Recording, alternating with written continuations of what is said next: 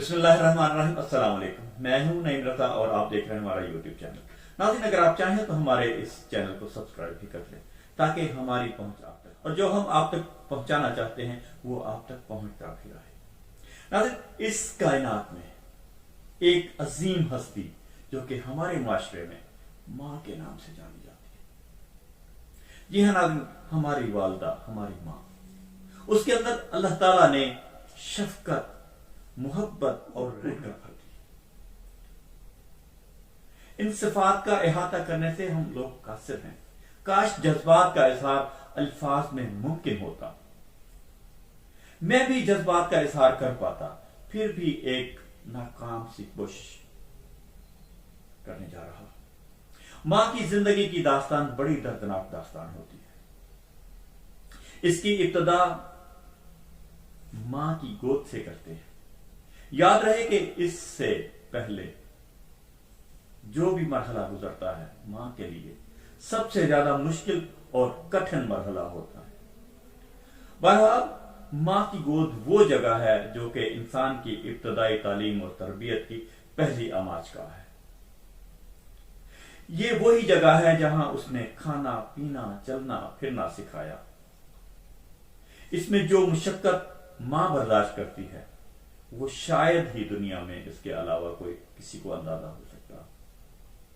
یہ وہ ماں ہے جو اس بچے کے لیے اپنا تن، من، دھن سب کچھ قربان کر دیتی ہے اور بچے کی پرورش کرتی ہے۔ اور بچہ اگر رات کو 10 دفعہ بھی اٹھے تو یہ اٹھتی ہے اور اس کی ہر ضرورت پوری کرتی ہے۔ اس کی یہ بے آرامی کی کیفیت شب و روز تک چلتی رہتی ہے۔ ماں کی سی محبت و مشقت کی وجہ سے یہ بچہ پروان چڑھتا ہے۔ پھر ایک ایسا وقت آتا ہے کہ یہ اولاد جوان ہو کر اسی ماں کو اذیت دیتی ہے اور طرح طرح کے غلیظ جملے بھی ماں کو سننے کے ملتے ہیں۔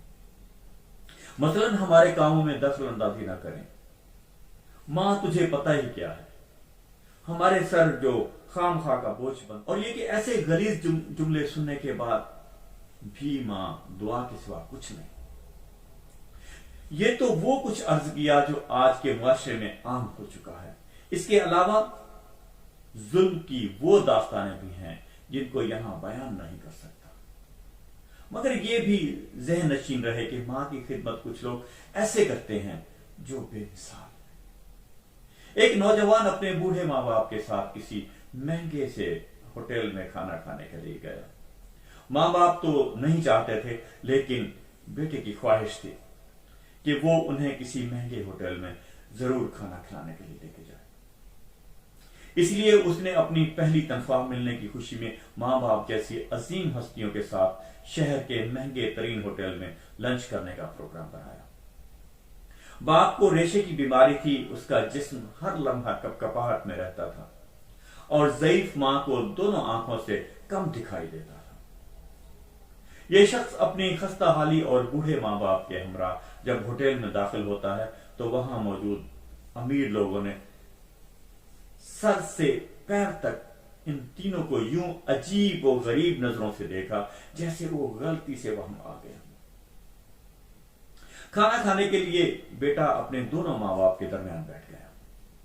وہ ایک نوالا اپنی ضعیف ماں کے منہ میں ڈالتا اور دوسرا نوالا اپنے بوڑھے باپ کے منہ میں ڈالتا۔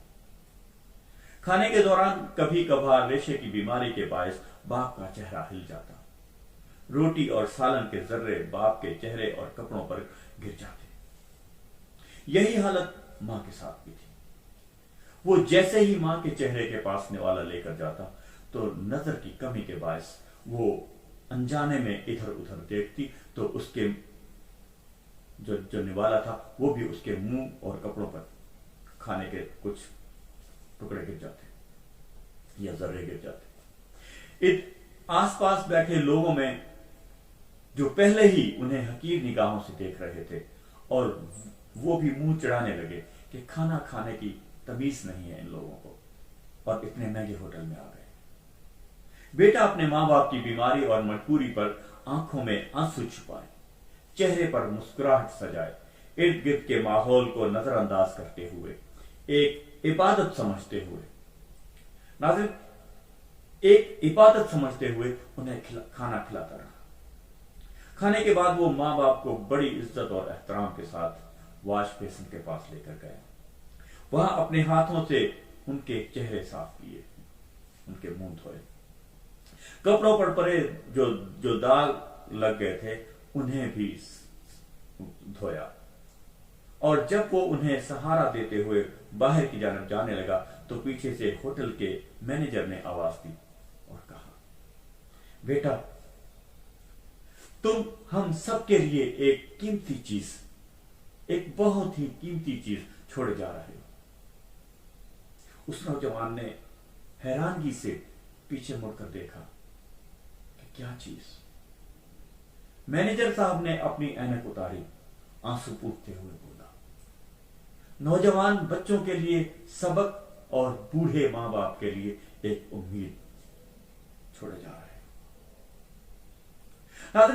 यही वो मां बाप हैं कि अल्लाह ने उसके दिल में अपनी औलाद के लिए ऐसी बेपनाह मोहब्बत रखी है कि अकल सोच के दंग रह जाती। वही औलाद जिसने उसको धक्के देकर घर से दरबदर किया, ये उसके लिए भी रात को उठ उठ कर अपने रब से दुआ मांगती है, ऐ रब मेरी औलाद को सुखी रखना, ऐ रब मेरी औलाद को हर मुसीबत, हर परेशानी से महफूज रखना। जी हां, ये हैं वो वालिदैन और जिन बच्चों को इन्होंने इतनी मुसीबतों से, इतनी मुश्किलों से, इतने मुश्किल हालात से पाला होता है। उनमें से कुछ ऐसे जो अपने मां बाप का सहारा बनने के बजाय उन्हें दर बदर की ठोकरें खाने पर छोड़ देते हैं, मजबूर कर देते हैं। नाज़रीन, अपने वालिदैन का, अपने मां बाप का सहारा बनिए। जब वो नहीं होंगे तो तब आपको पता चलेगा कि वो कौन सा सरमाया आपने खो दिया। जिस सरमाए की आपने हिफाजत करनी थी, जिसको आपने सर आंखों पे बिठाना था, उसको आपने किन किन मुसीबतों में छोड़ दिया। अपने वालिदैन का सहारा बनिए, अपने माँ बाप का सहारा बनिए। नाज़रीन, आपको अगर आज की हमारी ये वीडियो अच्छी लगे, पसंद आए, तो इसे लाइक शेयर जरूर कीजिएगा और अपने कमेंट से भी हमें आगाह कीजिएगा। मिलते हैं एक अगली वीडियो में। अल्लाह हाफिज।